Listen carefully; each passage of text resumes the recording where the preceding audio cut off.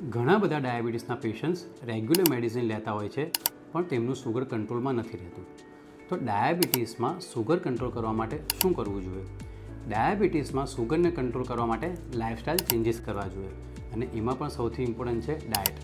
એટલે કે તમારે તમારા ડાયટમાં કાર્બોહાઈડ્રેટ અને ફેટનું પ્રમાણ બને એટલું ઓછું કરવું જોઈએ અને પ્રોટીનનું પ્રમાણ બને એટલું વધારે કરવું જોઈએ.